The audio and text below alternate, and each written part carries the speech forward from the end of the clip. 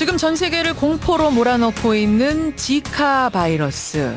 이 지카 바이러스에 임산부가 감염이 되면 뱃속의 태아에게 소두증을 유발할 가능성이 높은 것으로 이렇게 알려졌죠. 세계보건기구 WHO는 지난 1일 국제보건비상사태까지 선포를 했습니다. 그리고 우리나라에도 지카 바이러스 의심 사례 3건이 지금 조사 중에 있지요. 상황이 이렇게 되면서 소두증이라는 생소한 병에 대한 관심도 높아졌는데요. 알고 보니까 우리나라에도 최근 5년간 이 소두증으로 진료를 받은 사람이 연간 450여 명 정도가 된다고 합니다. 소두증 환자와 가족들은 왜 이제야 이 병이 세상에 알려졌는지 모르겠다. 세상에 하고 싶은 말이 참 많았다고 말을 하네요. 어떤 얘기일까요? 오늘 화제 인터뷰에서 소두증을 앓고 있는 아이를 둔 부모 한 분의 목소리 직접 들어보죠. 김정미 씨 연결이 되어 있습니다. 어머님 안녕하세요. 네, 안녕하세요.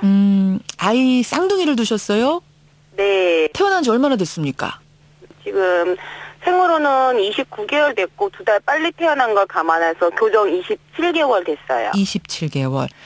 태어났을 때 그러니까 머리 둘레가 어떻게 됐던 거죠? 25cm. 25cm. 작은, 네. 그러면 정상으로 판명받는 아이는 머리 둘레가 어느 정도 돼야 되는 거예요?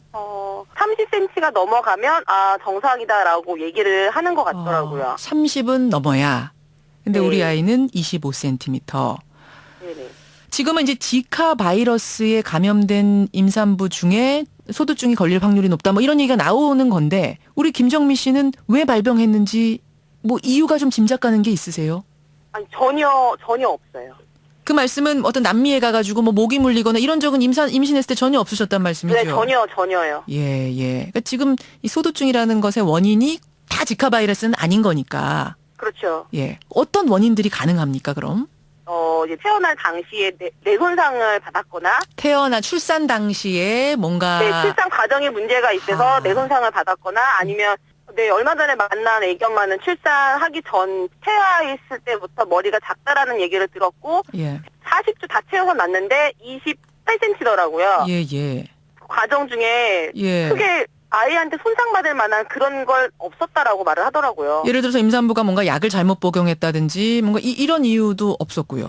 네. 자, 그러니까 더 이 소두증 아이를 둔 부모들 가슴은 더 답답할 텐데, 우리 아이는 이름이 어떻게 됩니까? 김규현이요. 규현이. 규현이는 어떻습니까? 지금 생활이. 힘들어요. 힘들어요. 지금 그 소두증이라는 병으로 인해서 갖고 있는 질병이 너무 많아요. 시력도 거의 없는 상태고. 시력이 없어요? 뇌 손상 받은 부위가 또 시력이라 예. 심장도 투석 전 단계, 갑상선 기능 저하, 온몸의 강직. 네. 그 움직이는 자체도 힘들다는 거네요. 팔 하나 들기도 솔직히 쉽지 않죠. 그러니까 이게 또 소두증이라고 해가지고 똑같은 그냥 이름은 소두증이지만 예. 이 병으로 인해서 아이들이 다 똑같진 않거든요. 또 증상이 다 제 차이가 주위에 나고. 네. 규현이는 눈이 안 보이지만 어떤 아이는 눈은 지극히 정상인데 이제 귀가 안 들리거나 예. 또는 그 두 개가 다 안 돼서 귀도 안 들리고 시력도 없고. 제일 힘들 때는 아이 돌보면서 제일 힘들 때는 어떤 때가 제일 힘드세요? 지금은 솔직히 아기가 너무 아직은 어려서 네. 제가 조금이라도 희망을 갖고 재활을 다니고 그러고 있는데 저가 이제 애가 셋에다가 재활을 월요일부터 금요일까지 매일 다니고 있어요. 아이고. 그런데 일상생활도 우선 데이트한 게도 솔직히 쉽지도 않을 뿐더러 예. 그 절차상으로 그 아이가 뇌압을 재야 하는데 뇌압. 근데 그 머리로 하는 거 자체가 너무 힘든 과정이에요. 어떻게? 전신 마취를 또 해가지고 이마 위쪽으로 머리 안으로 절개를 해서 안테나 같은 거를 머리에 심어서 예. 그거를 8시간을 장착을 하고 이거를 건들면 뇌출혈이 생길 수가 있어서 부모가 그 아이를 지켜보면서 그 아이가 그걸 만지지 못하게 충격을 받지 못하게 8시간 지키고 있어야 되거든요. 만에 하나 아기가 잘못 건드려서 이제 네. 문제가 생겼다 그러면 바로 거기서 이제 응급수술로 들어가겠죠. 8시간 동안 27개월짜리 아이가 이게 안 움직이고 가만히 있는다는 게 거의 불가능한 일일 텐데. 말이 안 되죠.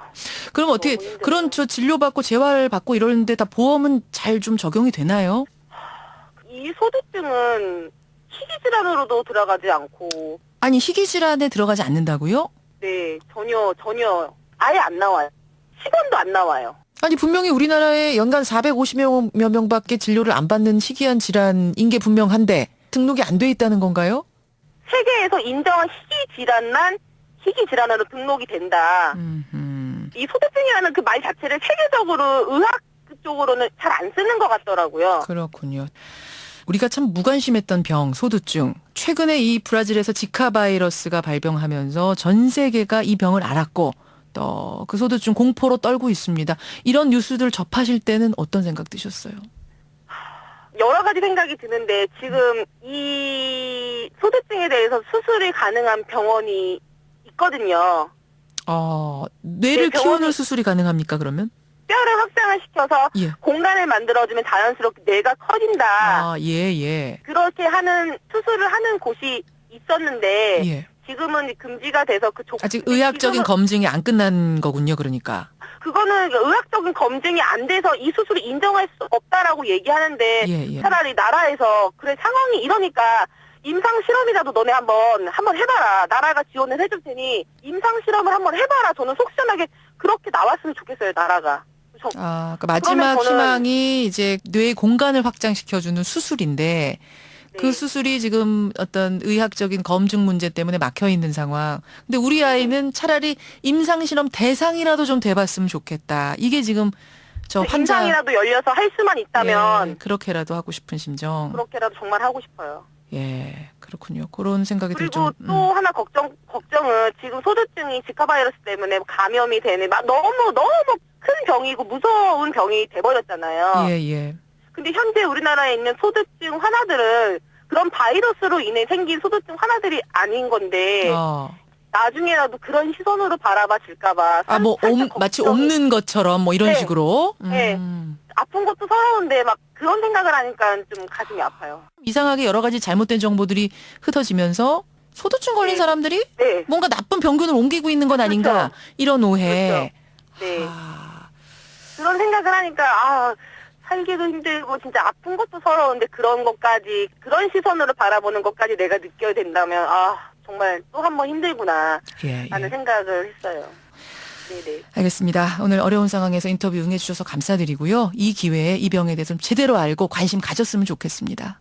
네, 그리고 희귀질환이 돼서 아픈 아이들이 조금 혜택을 볼 수 있었으면 좋겠습니다. 그렇게 되길 저도 바라겠습니다. 힘내시고요. 오늘 고맙습니다. 네, 감사합니다. 예, 국내 소두증으로 진료받는 사람이 연간 450여 명. 그 환자들 중에 한 아이의 어머니 김정미 씨 만났습니다.